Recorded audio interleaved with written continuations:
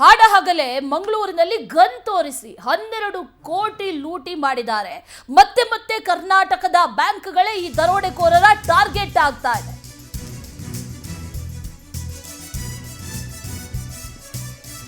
ಇತ್ತೀಚಿನ ದಿನಗಳಲ್ಲಿ ಈ ಬ್ಯಾಂಕ್ ಲೂಟಿ ಸುದ್ದಿಗಳು ಬಹಳ ಕೇಳಿ ಬರ್ತಾ ಇದೆ. ಮತ್ತೆ ಮತ್ತೆ ಕರ್ನಾಟಕದ ಬ್ಯಾಂಕುಗಳೇ ದರೋಡೆಕೋರರ ಟಾರ್ಗೆಟ್ ಆಗ್ತಾ ಇದೆ.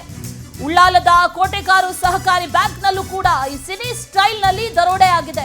ಕೋಟೆಕಾರು ಸಹಕಾರಿ ಬ್ಯಾಂಕಿನ ಕೆಸಿ ರೋಡ್ ಶಾಖೆಯಲ್ಲಿ ನಡೆದಿರುವಂತಹ ಕೃತ್ಯ ಇದು. ಪವರ್ ಟಿವಿಗೆ ಈ ಕದಿಮರು ಎಸ್ಕೇಪ್ ಆಗುವಂತ ಎಕ್ಸ್ಕ್ಲೂಸಿವ್ ದೃಶ್ಯಗಳು ಸಿಕ್ಕಿದೆ. ಫಿಯೇಟ್ ಕಾರ್ನಲ್ಲಿ ಬಂದಿದ್ದಂತ 5 ಜನರ ತಂಡದಿಂದ ಈ ಕೃತ್ಯ ನಡೆದಿದೆ. ಗನ್ ತೋರಿಸಿ ಚಿನ್ನ, ಹಣ ಎಲ್ಲವನ್ನು ದೋಚಿದಾರಿ ಮುಸುಕುದಾರಿಗಳ ಗ್ಯಾಂಗ್ ಮುಸ್ಕಾಕೊಂಡಿದ್ರು. ಕೇರಳ ಗಡಿಭಾಗ ತಲಪಾಡಿ ಬಳಿ ನಡೆದಿರುವಂತಹ ಭಯಾನಕ ರಾಬರಿ ಸ್ಟೋರಿ ಇದು. ಬ್ಯಾಂಕ್ ಸಿಬ್ಬಂದಿಗೆ ಗನ್ನನ್ನ ತೋರಿಸಿ 5 ಲಾಕರ್ ಕೀ ಪಡೆದಿದ್ರು. ಆ ಬಳಿಕ 12 ಕೋಟಿ ಮೌಲ್ಯದ ಚಿನ್ನ, ದುಡ್ಡು ಚೀಲಕ್ಕೆ ತುಂಬಿಸಿ ಪರಾರಿಯಾಗಿದ್ದಾರೆ. ಕೆಸಿ ರೋಡ್ನಿಂದ ಮಂಗಳೂರು ಕಡೆಗೆ ಕಾರಿನಲ್ಲಿ ಈ ಗ್ಯಾಂಗ್ ಪರಾರಿಯಾಗಿದೆ. ಅಲ್ಲಿ ವಿಜುವಲ್ಸ್ ಅಲ್ಲಿ ಗಮನಿಸ್ತಾ ಇದ್ದೀವಿ. ಚಿನ್ನ, ದುಡ್ಡು ಎಲ್ಲ ತುಂಬಿಸ್ಕೊಂಡು ಕಾರಲ್ಲಿ ಪರಾರಿ ಆಗ್ತಾ ಇರುವಂತಹ ದೃಶ್ಯ ಸಿಸಿಟಿವಿ ವಿಜುವಲ್ಸ್. ಅದು 5 ಜನ ಇದ್ರು. ದರೋಡೆ ನಡೆದಂತ ಬ್ಯಾಂಕ್ಗೆ ಖಾದರ್ ಕೂಡ ಭೇಟಿ ಕೊಟ್ಟರು. ಈ ಹಿಂದೆ ಕೂಡ ಇದೇ ಬ್ಯಾಂಕ್ ಶಾಖೆಯಿಂದ ದರೋಡೆ ಕೂಡ ನಡೆದಿತ್ತು ಅನ್ನುವಂಥ ಮಾಹಿತಿ ಗಮನಿಸ್ತಾ ಇದ್ದೀವಿ. 1:15ರ ಸುಮಾರಿಗೆ ಸಿಸಿಟಿವಿಯಲ್ಲಿ ಕ್ಯಾಪ್ಚರ್ ಆಗಿರುವಂತಹ ದೃಶ್ಯಗಳು. ಕೋಟೆಕಾರಿ ಸಹಕಾರಿ ಬ್ಯಾಂಕ್ನಲ್ಲಿ ಈ ದರೋಡೆ ನಡೆದಿರೋದು. ಒಂದು ರೀತಿ ಸಿನಿ ಸ್ಟೈಲಲ್ಲಿ, ಸಿನಿಮಾದಲ್ಲಿ ಯಾವ ರೀತಿ ದರೋಡೆಯನ್ನು ಮಾಡ್ತಾರೆ ಅದೇ ರೀತಿಯಲ್ಲಿ ಪ್ಲಾನ್ ಮಾಡಿಕೊಂಡು ದರೋಡೆಯನ್ನು ಮಾಡಿರೋದು. ಮಾರ್ಕ್ ಮಾಡಿರುವಂತಹ ಕಾರ್ ಏನಿದೆ ಆ ಕಾರ್ನಲ್ಲಿ 5 ಇದ್ರು. ಅಲ್ಲಿ ಬಂದು ನಿಲ್ಲಿಸ್ತಾರೆ. ಆನಂತರ ಮೂಟೆ ಮೂಟೆ ಚಿನ್ನ, ಹಣ ಎಲ್ಲವನ್ನು ದೋಚಿ ಆನಂತರ ಪರಾರಿಯಾಗಿದೆ ಈ ಗ್ಯಾಂಗ್. ಮುಸುಕು ಹಾಕ್ಕೊಂಡಿದ್ರು, ಕವರ್ ಮಾಡ್ಕೊಂಡಿದ್ರು. ಫೇಸ್ ಯಾರಿಗೂ ಪರಿಚಯ ಆಗಬಾರ್ದು ಅನ್ನುವಂಥ ನಿಟ್ಟಿನಲ್ಲಿ ಕವರ್ ಮಾಡ್ಕೊಂಡಿದ್ರು. 5 ಜನರ ತಂಡ ಅನ್ನುವಂಥ ಮಾಹಿತಿ. 12 ಕೋಟಿ ಲೂಟಿ ಮಾಡಿದ್ದಾರೆ. 12 ಕೋಟಿ. ಮತ್ತೆ ಮತ್ತೆ ಈ ಕರ್ನಾಟಕದ ಬ್ಯಾಂಕ್ಗಳೇ ದರೋಡೆಕೋರರ ಟಾರ್ಗೆಟ್ ಆಗ್ತಾ ಇದೆ. பள்ளிக்கு போட்ட டைம் சார் இங்க பள்ளிக்கு வந்தாங்க. பள்ளியில இவங்க கண்டு ஒருத்தர் நிறுத்தி வந்துருந்தவங்க நாளை ಅಲ್ಲಿ ಫುಲ್ ಮೋತು ಕವರ್ ಇಟ್ಟಿದ್ದೆ ಮೇಲೆ ಏರಿ ಏನಿದೆ ಬರ್ತಾರೆ ಅಲ್ಲ ಮೇಲೆ ಬಂದಿದೆ ನೀನು ಓಪನ್ ಆಗ್ಬೇಕು ಕ್ಯಾಮೆರಾ ಹೋಗಿ ರೆಕಾರ್ಡಿ ಅಲ್ಲ ಕೀಲ್ ಸಾರ್ ಶೆಟ್ರ್ ಬಂದ ಹಾಕೋ ಬಂದಿ ಮೇಲೆ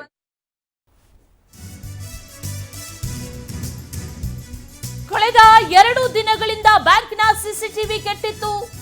ಸಿಸಿಟಿವಿ ವರ್ಕ್ ಆಗಲ್ಲ ಅಂತ ತಿಳಿದು ದರೋಡೆ ಮಾಡಿರುವಂತ ಸಾಧ್ಯತೆ ಇದೆ ಅನ್ನುವಂತ ಮಾಹಿತಿ ಲಭ್ಯ ಆಗ್ತಾ ಇದೆ. ಬ್ಯಾಂಕ್ ಬಗ್ಗೆ ತಿಳಿದವರೇ ಈ ರಾಬರಿ ಕೃತ್ಯದಲ್ಲಿ ಭಾಗಿಯಾಗಿರುವಂತ ಸಾಧ್ಯತೆ ಇದೆ. ಎಲ್ಲ ತಿಳ್ಕೊಂಡೇ ಮಾಡಿದ್ದಾರೆ. ಗನ್ ಚೂರಿ ಹಿಡಿದು ಹಿಂದಿಯಲ್ಲಿ ಈ ಆಗಂತುಕರು ಮಾತಾಡ್ತಾ ಇದ್ರು ಅನ್ನುವಂತ ಮಾಹಿತಿ. ಫಿಯೇಟ್ ಕಾರ್ನಲ್ಲಿ ಸ್ಥಳದಿಂದ ಪರಾರಿಯಾಗಿದ್ದಾರೆ ಈಗ ಕದಿಮರು ಅನ್ನುವಂತ ಡೀಟೇಲ್ಸ್ ಕೂಡ ಇದೆ. ಸಿಸಿಟಿವಿ ಫುಟೇಜಸ್ ಕೂಡ ಇದೆ ಅದಕ್ಕೆ ಸಂಬಂಧಪಟ್ಟಂತೆ. ಆದರೆ ಬ್ಯಾಂಕ್ನ ಒಳಗಡೆ ಇರುವಂತ ಸಿಸಿಟಿವಿ ಇದೆಯಲ್ಲ, ಆ ಸಿಸಿಟಿವಿ ವರ್ಕ್ ಆಗ್ತಾ ಇರಲಿಲ್ಲ ಅನ್ನೋದು ಬಹಳ ಚೆನ್ನಾಗೇ ಗೊತ್ತಿದ್ದಂತ ದರೋಡೆಕೋರರು ಇವರು. ಅಂದ್ರೆ ಬ್ಯಾಂಕ್ನ ಒಳಗಿಂದ ಯಾರಾದ್ರೂ ಮಾಹಿತಿಯನ್ನ ಕೊಟ್ಟಿರಬಹುದು ಅಥವಾ ಒಳಗಡೆ ಇದ್ದವರು ಯಾರಾದ್ರೂ ಸಹಕರಿಸಿ ಇರಬಹುದು ಅನ್ನುವಂತ ಅನುಮಾನ ಕೂಡ ಈಗ ಕಾಡ್ತಾ ಇದೆ. ಸಿಸಿಟಿವಿ ವರ್ಕ್ ಆಗಲ್ಲ ಅನ್ನೋದು ಬ್ಯಾಂಕ್ನ ಸಿಬ್ಬಂದಿಗೆ ಹೊರತಾಗಿ, ಅಲ್ಲಿನ ಟೆಕ್ನಿಷಿಯನ್ಸ್ಗೆ ಹೊರತಾಗಿ ಬೇರೆ ಯಾರಿಗೂ ಗೊತ್ತಿರೋದಕ್ಕೆ ಸಾಧ್ಯ ಇಲ್ಲ. ಅಲ್ಲಿ ಗೊತ್ತಿದ್ದಂಥವರೇ ಇಲ್ಲಿ ಈ ದರೋಡೆಗೆ ಸಹಕರಿಸಿದ್ದಾರಾ ಅಥವಾ ಅವರ ಸಹಕಾರವನ್ನು ಪಡೆದು ಈ ದರೋಡೆ ನಡೆದಿದೆಯಾ ಅಥವಾ ಅವರಿಂದಲೇ ಈ ದರೋಡೆ ನಡೆದಿದೆಯಾ ಅಥವಾ ಏನಾಗಿದೆ ಅನ್ನೋದು ತನಿಖೆಯಿಂದ ಹೊರಗೆ ಬರಬೇಕಷ್ಟೇ. ಆದರೆ 12 ಕೋಟಿ ಈಗ ದರೋಡೆ ಮಾಡಿದ್ದಾರೆ. ಚಿನ್ನ, ದುಡ್ಡು ಎಲ್ಲ ಚೀಲಕ್ಕೆ ತುಂಬಿಸಿ ಪರಾರಿ ಆಗ್ತಾ ಇರುವಂತಹ ದೃಶ್ಯ ನೋಡಿ. ಆ ಸಿಸಿಟಿವಿ ಫುಟೇಜಸ್ ಏನಿದೆ ಅದು ಬ್ಯಾಂಕ್ನ ಹೊರಗಡೆ ಇರುವಂತಹ ದೃಶ್ಯ. 5 ಮಂದಿ ಇಮಿಡಿಯೇಟ್ ಆಗಿ ಎಲ್ಲವನ್ನು ತುಂಬಿಕೊಂಡ್ರು. ಆನಂತರ ಪರಾರಿ ಆಗ್ತಾ ಇರುವಂತಹ ದೃಶ್ಯ. ದರೋಡೆಕೋರರ ಹಾಟ್ಸ್ಪಾಟ್ ಆಯ್ತಾ ಈ ಕರ್ನಾಟಕ ಅನ್ನುವಂತ ಪ್ರಶ್ನೆ. ಬ್ಯಾಕ್ ಟು ಬ್ಯಾಕ್ ಇಂತ ಪ್ರಕರಣಗಳು ನಡೀತಾ ಇದೆ. ಬೀದರ್, ವಿಜಯಪುರ ಬಳಿಕ ಈಗ ಮಂಗಳೂರಿನಲ್ಲೂ ಇಂಥ ದರೋಡೆ. ಕರ್ನಾಟಕದ ಬ್ಯಾಂಕ್ಗಳಿಗೆ ದೊಡ್ಡ ಗಂಡಾಂತರ ಕಾಡ್ತಾ ಇದೆ. ರಾಜ್ಯದಲ್ಲಿ ಕಾನೂನು ಸುವ್ಯವಸ್ಥೆ ಹದಗೆಟ್ಟು ಹೋಗಿದ್ಯಾ ಅನ್ನೋ ಪ್ರಶ್ನೆ ಈಗ ಕಾಡ್ತಾ ಇರೋದು. ಯಾಕಂದ್ರೆ ಪೊಲೀಸರ ಭಯ ಅನ್ನೋದು ಈ ದುಷ್ಕರ್ಮಿಗಳಿಗಿಲ್ವಾ? ಎಲ್ಲ ಕಡೆಗಳಲ್ಲಿ ಸಿಸಿಟಿವಿ ಇರುತ್ತೆ, ಗೊತ್ತಾಗುತ್ತೆ, ಹಿಡಿತಾರೆ ಅನ್ನುವಂಥ ಭಯನೇ ಇಲ್ವಾ ಹಾಗಾದ್ರೆ ಅನ್ನುವಂಥ ಪ್ರಶ್ನೆ. ಇನ್ನು ಮಂಗಳೂರಲ್ಲೇ ಪೊಲೀಸ್ ಅಧಿಕಾರಿಗಳ ಜೊತೆಯಲ್ಲೂ ಕೂಡ ಈಗ ಸಿಎಂ ಸಭೆಯನ್ನ ನಡೆಸಿದ್ದಾರೆ, ಚರ್ಚೆಯನ್ನು ನಡೆಸಿದ್ದಾರೆ ಅನ್ನುವಂಥ ಮಾಹಿತಿ. ಎಲ್ಲ ಟೋಲ್ ಕೇರಳ ಗಡಿಯಲ್ಲಿ ಹೈ ಅಲರ್ಟ್ ಆಗಿರೋದಕ್ಕೂ ಕೂಡ ಈಗ ಸೂಚನೆಯನ್ನ ಕೊಟ್ಟಿದ್ದಾರೆ. ಈ ಕರ್ನಾಟಕ ದರೋಡೆಕೋರರ ಹಾಟ್ಸ್ಪಾಟ್ ಆಗ್ತಾ ಇದೆಯಾ ಅನ್ನೋ ಪ್ರಶ್ನೆ. ಯಾಕಂದ್ರೆ ಬೀದರ್, ವಿಜಯಪುರ, ಈಗ ಮಂಗಳೂರಿನಲ್ಲೂ ಇಂಥ ದರೋಡೆ, ಅದು ಗನ್ ತೋರಿಸಿ ಈ ರೀತಿ ದರೋಡೆ ಮಾಡ್ತಾ ಇರುವಂಥ ಪ್ರಕರಣ ಇದೆಯಲ್ಲ ಬ್ಯಾಕ್ ಟು ಬ್ಯಾಕ್ ನಡೀತಾ ಇರೋದ್ರಿಂದ ಒಂದೇ ಗ್ಯಾಂಗ್ ಆಕ್ಟಿವ್ ಆಗಿದೆಯಾ ಅಥವಾ ಬೇರೆ ಬೇರೆ ಕಡೆಗಳಲ್ಲಿ ಈ ರೀತಿ ಆಗ್ತಾ ಇದೆಯಾ ಅನ್ನುವಂಥ ಪ್ರಶ್ನೆ ಹಲವಾರಿದೆ. ಮಾಹಿತಿ ತಿಳಿದು ಬರಬೇಕಾಗಿದೆ. ಮತ್ತಷ್ಟು ಡೀಟೇಲ್ಸ್ ಅನ್ನ ನೀಡ್ತಾರೆ ನಮ್ಮ ಪ್ರತಿನಿಧಿ ಗಿರಿಧರ್ ಶೆಟ್ಟಿ, ದೂರವಾಣಿ ಸಂಪರ್ಕದಲ್ಲಿ ಜಾಯ್ನ್ ಆಗ್ತಾ ಇದ್ದಾರೆ. ಗಿರಿಧರ್, ಅನೇಕ ಕಡೆಗಳಲ್ಲಿ ನಡೀತು, ಈಗ ಮಂಗಳೂರಲ್ಲೂ ಕೂಡ ಇಂಥದ್ದೇ ಒಂದು ಪ್ರಕರಣ ನಡೆದಿರೋದು. 12 ಕೋಟಿ ಈಗ ಲೂಟಿ ಮಾಡಿದ್ದಾರೆ. ಯಾರು ಇವರು, ಏನು ಬ್ಯಾಕ್ಗ್ರೌಂಡು, ಏನಾದರೂ ಡೀಟೇಲ್ಸ್ ಈಗ ಸದ್ಯಕ್ಕೆ ಲಭ್ಯ ಆಗ್ತಾ ಇದೆಯಾ ಗಿರಿಧರ್? ನಿನ್ನೆ ಬೀದರ್ನಲ್ಲಿ ನಡೆದಿದ್ದ ಘಟನೆ ಮತ್ತು ಇವತ್ತು ಮಂಗಳೂರು, ಅದರಲ್ಲೂ ಕೂಡ ಕೇರಳ ಗಡಿ ಭಾಗದಲ್ಲಿ ನಡೆದಿದ್ದ ಎರಡು ಪ್ರಕರಣ ಕೂಡ ನಿನ್ನೆ ಬೀದರ್ನದ್ದು ಹೈದರಾಬಾದ್ ಕರ್ನಾಟಕ ಅಂದ್ರೆ ಆಂಧ್ರ ಪ್ರದೇಶಕ್ಕೆ ಹತ್ತಿರ ಇದ್ದಂತಹ ಜಾಗ. ಆನಂತರ ಅವರು ಹೈದರಾಬಾದ್ಗೆ ಪರಾರಿಯಾಗಿದ್ರು, ಅಲ್ಲಿ ಕೂಡ ಗುಂಡಿನ ದಾಳಿ ನಡೆಸಿದ್ರು ಅನ್ನೋದು ಕೂಡ ಮಹತ್ವದ ಅಂಶ. ಇದು ಇವತ್ತು ನಡೆದ ಪ್ರಕರಣ, ಇದು ಕೇರಳ ಗಡಿ ಭಾಗದಲ್ಲಿ ನಡೆದಿರುವಂತಹ ಪ್ರಕರಣ. ಪಕ್ಕದಲ್ಲೇ ಕೇರಳ ರಾಜ್ಯ ಇದೆ. ಕೇವಲ 1 ಕಿಲೋಮೀಟರ್ ಅಂತರದಲ್ಲಿ 1 ಕಿಲೋಮೀಟರ್ ದಾಟಿದ್ರೆ ಅದರಲ್ಲೂ ಕೂಡ ರಾಷ್ಟ್ರೀಯ ಹೆದ್ದಾರಿ ಬದಿಯಲ್ಲಿ ನಡೆದಿದೆ ಈ ಘಟನೆ. 1 ಕಿಲೋಮೀಟರ್ ದಾಟಿದ್ರೆ ಕೇರಳ ರಾಜ್ಯ ಆಗುತ್ತೆ. ಕೇರಳದಲ್ಲಿ ಎಲ್ಲಿ ಕೂಡ ಪರಾರಿ ಆಗಬಹುದು ಅನ್ನೋ ಒಂದು ಸಾಧ್ಯತೆ ಕೂಡ ಹೆಚ್ಚಿರುತ್ತೆ. ಮತ್ತೊಂದು ವಿಷಯ ಏನಂದ್ರೆ, ಈ ಬ್ಯಾಂಕಿನ ಅಂದ್ರೆ ಕೋಟೆಕಾರ್ ಸಹಕಾರಿ ಬ್ಯಾಂಕಿನ ಕೆಸಿ ರೋಡ್ ಶಾಖೆಯ ಕಚೇರಿಯಲ್ಲಿ ಕಳೆದ 2 ದಿನಗಳಿಂದ ಅಂದ್ರೆ ಅದರ ಒಳಭಾಗದ CCTVಯನ್ನು ರಿಪೇರಿ ಮಾಡ್ತಾ ಇದ್ರು. ಸಿಬ್ಬಂದಿ ರಿಪೇರಿಗಾಗಿ ಅದರ DVR ಅನ್ನು ಎತ್ಕೊಂಡು ಹೋಗಿದ್ರು ಅನ್ನೋ ಮಾಹಿತಿ ಕೂಡ ಇರುವಂತದ್ದು. ಇದರ ಬಗ್ಗೆ ತಿಳಿದವರೇ ಈ ಒಂದು ಕೃತ್ಯ ಮಾಡಿದ್ದಾರೆ ಅನ್ನೋದು ಕೂಡ ಇಲ್ಲಿ ಒಂದು ಕಂಡು ಬರ್ತಾ ಇರುವಂತಹ ಪ್ರಶ್ನೆ. ಯಾಕಂದ್ರೆ ಒಳಭಾಗದ CCTV ಇರ್ತಾ ಇದ್ರೆ ಅವರ ಸ್ಪಷ್ಟ ಚಿತ್ರಣ ಬರ್ತಾ ಇತ್ತು. ಮತ್ತೆ ಎಲ್ಲರೂ ಕೂಡ ಈಗ ಅಲ್ಲಿಯ ಸಿಬ್ಬಂದಿ ಹೇಳುವ ಪ್ರಕಾರ 25ರಿಂದ 30-35 ಒಳಗಡೆ ಇರುವಂತಹ ವಯಸ್ಸಿನ ಯುವಕರು ಅನ್ನೋ ಮಾಹಿತಿಯನ್ನು ಕೂಡ ಅಲ್ಲಿಯ ಸಿಬ್ಬಂದಿ ನೀಡಿದ್ದಾರೆ. ಈ ಸಿಬ್ಬಂದಿ ನೀಡಿದ ಮಾಹಿತಿ ಆಧರಿಸಿ ಮತ್ತು CCTVಯಲ್ಲಿ ಸಿಕ್ಕಿದ ಮಾಹಿತಿ ಅಂದ್ರೆ ಹೊರಭಾಗದ CCTVಯಲ್ಲಿ ಅವರು ಫಿಯಟ್ ಕಾರ್ನಲ್ಲಿ ಬಂದಿರುವಂತದ್ದು, ಮತ್ತೆ 5 ಆಗಂತುಕರು ಇದ್ದದ್ದು, ಮತ್ತೆ ಅಲ್ಲಿಂದ ಫಿಯಟ್ ಕಾರ್ನಲ್ಲಿ ಪರಾರಿಯಾಗಿದ್ದಾರೆ ಅನ್ನೋ ಮಾಹಿತಿಯನ್ನು ಈಗ ಸಿಬ್ಬಂದಿ ಮತ್ತು ಅಲ್ಲಿ ಪೊಲೀಸರು ಕೂಡ ನೀಡಿದ್ದಾರೆ.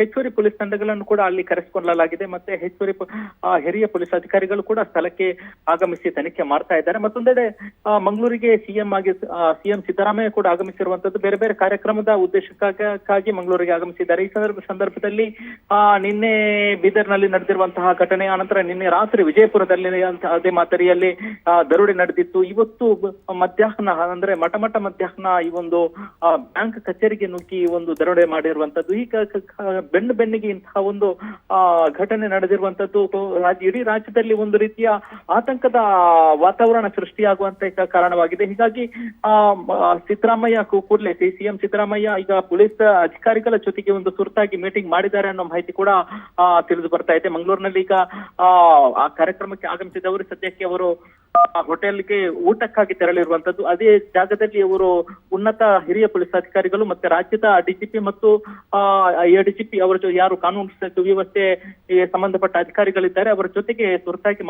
ಮೀಟಿಂಗ್ ಮಾಡಿದ್ದಾರೆ ಅನ್ನೋ ಮಾಹಿತಿ ಕೂಡ ಲಭ್ಯ ಆಗಿರುವಂತದ್ದು. ಅದರ ಜೊತೆಗೆ ಯಾರು ಆರೋಪಿಗಳಿದ್ದಾರೆ ಅವರು ಎಲ್ಲಿ ಪರಾರಿ ಆಗಿರಬಹುದು, ಮತ್ತೆ ಮಂಗಳೂರಿನಲ್ಲಿ ನಡೆದಿರುವಂತಹ ದರೋಡೆ ಘಟನೆ ಮತ್ತು ಬೀದರ್ ಮತ್ತು ಬಿಜಾಪುರದಲ್ಲಿ ನಡೆದಿರುವಂತಹ ಘಟನೆ, ಇದಕ್ಕೆ 2-3 ಘಟನೆಗೆ ಒಂದಕ್ಕೊಂದು ಸಾಮ್ಯತೆ ಇದೆಯಾ ಅನ್ನೋದ್ರ ಬಗ್ಗೆ ಕೂಡ ಪೊಲೀಸರು ತನಿಖೆ ನಡೆಸುವಂತೆ ಸಿದ್ದರಾಮಯ್ಯ ಸೂಚನೆ ನೀಡಿರುವ ಸಾಧ್ಯತೆ ಇದೆ. ಯಾಕಂದ್ರೆ ಇಲ್ಲಿ ಕೂಡ ಮಂಗಳೂರಿನಲ್ಲಿ ನಡೆದಿರುವ ಘಟನೆಯಲ್ಲಿ ಅವರು ಆರೋಪಿಗಳು ಹಿಂದಿಯಲ್ಲಿ ಮಾತನಾಡ್ತಾ ಇದ್ರು ಅನ್ನೋ ಮಾಹಿತಿಯನ್ನು ಈಗ ಅಲ್ಲಿ ಸಿಬ್ಬಂದಿ ನೀಡಿದ್ದಾರೆ. ಅದರ ಜೊತೆಗೆ ಈಗ ಅಲ್ಲಿ ಬೀದರ್ನಲ್ಲಿ ಕೂಡ ಅದೇ ಅವರು ಹಿಂದಿ ಮಾತಾಡ್ತಿದ್ರು ಅನ್ನೋ ಮಾಹಿತಿ ಕೂಡ ಲಭ್ಯ ಆಗಿರುವಂತದ್ದು. ಒಟ್ಟು ಘಟನೆಯ ಹಿನ್ನೆಲೆಯಲ್ಲಿ ಅವರು ಯಾರು ಕೂಡ ಯಾರು ಆರೋಪಿಗಳಿದ್ದಾರೆ ಅವರ ಬಗ್ಗೆ ಇನ್ನೂ ಕೂಡ ಯಾವುದೇ ಸುಳಿವು ಲಭ್ಯ ಆಗಿಲ್ಲ. ಬೀದರ್ನಲ್ಲಿ ಘಟನೆ ಆಗಿರಬಹುದು, ವಿಜಯಪುರದ ಘಟನೆ ಆಗಿರಬಹುದು. ಹೀಗಾಗಿ ಪೊಲೀಸರು ಹೆಚ್ಚಿನ ತನಿಖೆ ಕೈಗೊಳ್ಳುವ ಸಾಧ್ಯತೆ ಇದೆ ಮತ್ತು ಕಾನೂನು ಸುವ್ಯವಸ್ಥೆ ನಿಟ್ಟಿನಲ್ಲಿ ಹೆಚ್ಚುವರಿ ಭದ್ರತೆ ಕೈಗೊಳ್ಳುವ ಸಾಧ್ಯತೆ ಇದೆ.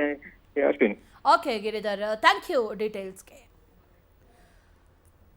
ಇನ್ನು ಇದೇ ವಿಚಾರಕ್ಕೆ ಸಂಬಂಧಪಟ್ಟಂತೆ ಮತ್ತಷ್ಟು ಡೀಟೇಲ್ಸ್ ಅನ್ನ ನೀಡ್ತಾ ಹೋಗ್ತಾರೆ ನಮ್ಮ ಪ್ರತಿನಿಧಿ ದೀಪಾ, ನೇರ ಸಂಪರ್ಕದಲ್ಲಿ ಜಾಯಿನ್ ಆಗ್ತಾ ಇದ್ದಾರೆ. ದೀಪಾ, ಬೀದರ್ ಆಯ್ತು, ವಿಜಯಪುರ ಆಯ್ತು, ಈಗ ಮಂಗಳೂರು, ಇಲ್ಲೂ ಕೂಡ ಬ್ಯಾಂಕ್ ಟಾರ್ಗೆಟ್ ಆಗಿರೋದು, ಕರ್ನಾಟಕದ ಬ್ಯಾಂಕ್ಗಳನ್ನೇ ಟಾರ್ಗೆಟ್ ಮಾಡ್ತಾ ಇದ್ದಾರೆ ಅನ್ನೋ ಪ್ರಶ್ನೆ. ಮತ್ತೊಂದು ಕಡೆ CM ಖುದ್ದು ಮಂಗಳೂರಲ್ಲಿದ್ದಾರೆ. ಅಂತ ಟೈಮಲ್ಲಿ ಇಂಥ ದರೋಡೆ ಆಗಿರುವಂತ ವಿಚಾರ ಕೂಡ ಸಾಕಷ್ಟು ಪ್ರಶ್ನೆ, ಅನುಮಾನಗಳಿಗೆ ಕಾರಣ ಆಗ್ತಾ ಇದೆ. ಡೀಟೇಲ್ಸ್ ಅನ್ನ ಕೊಡೋದಾದ್ರೆ ದೀಪಾ. ಅಶ್ವಿನಿ, ರಾಜ್ಯದಲ್ಲಿ ಕಾನೂನು ಸುವ್ಯವಸ್ಥೆ ಹಾಳಾಗ್ತಿದೆಯಾ ಅನ್ನುವಂತಹ ಪ್ರಶ್ನೆ ಈ ಘಟನೆಗಳಿಂದ ಗೊತ್ತಾಗ್ತಾ ಇದೆ. ಅಂದ್ರೆ ಇಂಟೆಲಿಜೆನ್ಸ್ ಮತ್ತೆ ಪೊಲೀಸ್ ಇಲಾಖೆ ಏನ್ ಮಾಡ್ತಿದೆ ಅನ್ನುವಂತಹದ್ದು, ಯಾವುದೇ ಒಂದು ಪ್ಲಾನ್ ಅನ್ನ ಮಾಡಿದಾಗ್ಲೂ ಕೂಡ ಆ ರೀತಿಯಾದಂತಹ ಪ್ಲಾನ್ ಮಾಡುವವರ ಮೇಲೆ ಒಂದಿಷ್ಟು ಕಣ್ಗಾವಲನ್ನ ಇಟ್ಟಿರ್ತಾರೆ ಇಂಟೆಲಿಜೆನ್ಸ್ ಅಂತ ಹೇಳಲಾಗುತ್ತೆ. ಆದ್ರೆ ಇದೆಲ್ಲವೂ ಕೂಡ ಇದೆ, ಈ ಘಟನೆಗಳನ್ನ ನೋಡಿದ್ರೆ ಫೇಲ್ಯೂರ್ ಆಗಿದೆ ಅನ್ನುವಂತಹದ್ದಂತೂ ಸ್ಪಷ್ಟ ಆಗ್ತಿದೆ. ಮೊನ್ನೆ ಅಷ್ಟೇ ಗುಂಡಿನ ದಾಳಿಗೆ, ಅಂದ್ರೆ ಏನು ATMಗೆ ಹಾಕುವಂತಹ ಹಣ, ಆ ಒಂದು ಸಂದರ್ಭದಲ್ಲಿ ವ್ಯಕ್ತಿಯೊಬ್ಬರ, ಅಂದ್ರೆ ಅಲ್ಲಿನ ಸೆಕ್ಯೂರಿಟಿ ಮೇಲೆ ಗುಂಡಿನ ದಾಳಿ ನಡೆದಿತ್ತು.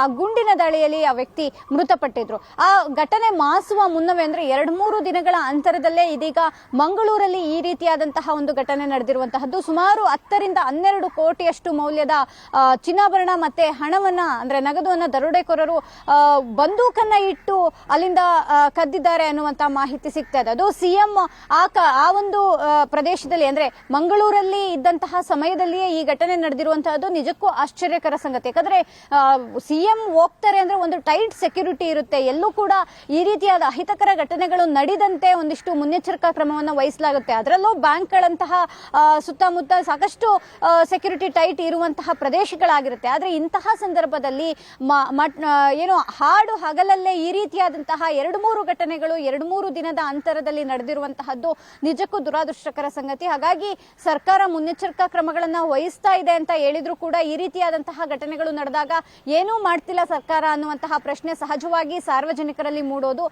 ಆದ್ರೆ ಈ ಒಂದು ನಿಟ್ಟಿನಲ್ಲಿ ಯಾವ ರೀತಿಯಾಗಿ ಕ್ರಮ ವಹಿಸುತ್ತೆ ಸರ್ಕಾರ ಅನ್ನುವಂತಹದ್ದು, ಈಗೇನು ದರೋಡೆ ನಡೆದಿದೆ ಅದನ್ನ ಯಾವ ರೀತಿಯಾಗಿ ಪತ್ತೆ ಹಚ್ಚುತ್ತೆ ಸರ್ಕಾರ, ಗೃಹ ಇಲಾಖೆ, ಪೊಲೀಸರು ಅನ್ನುವಂತಹದನ್ನ ಕಾದು ನೋಡ್ಬೇಕಾಗತ್ತೆ ಅಶ್ವಿನಿ. Thank you ಡೀಟೇಲ್ಸ್ಗೆ.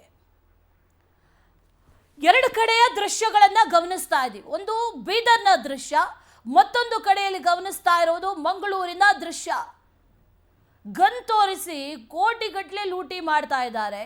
ಏನ್ ನಡೀತಾ ಇದೆ ಅನ್ನುವಂಥ ಪ್ರಶ್ನೆ ಒಂದು ಕಡೆ ಆದ್ರೆ, ಮತ್ತೊಂದು ಕಡೆಯಲ್ಲಿ ಇವರೆಲ್ಲರಿಗೂ ಕೂಡ ಕಾನೂನಿನ ಬಗ್ಗೆ, ಪೊಲೀಸರ ಬಗ್ಗೆ ಭಯನೇ ಇಲ್ವಾ ಅನ್ನೋ ಪ್ರಶ್ನೆ ಕೂಡ ಕಾಡ್ತಾ ಇದೆ.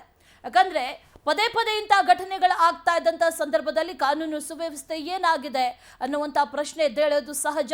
ಅಂತ ಪ್ರಶ್ನೆ ಈಗ ಕಾಡ್ತಾ ಇರೋದು. ಯಾಕಂದ್ರೆ ಬ್ಯಾಕ್ ಟು ಬ್ಯಾಕ್ ಈ ರೀತಿ ಘಟನೆಗಳಾಗ್ತಾ ಇರೋದ್ರಿಂದ ಟಾರ್ಗೆಟ್ ಮಾಡ್ತಾ ಇದ್ದಾರಾ ಅನ್ನುವಂಥ ಪ್ರಶ್ನೆ ಕೂಡ ಈಗ ಕಾಡ್ತಾ ಇದೆ.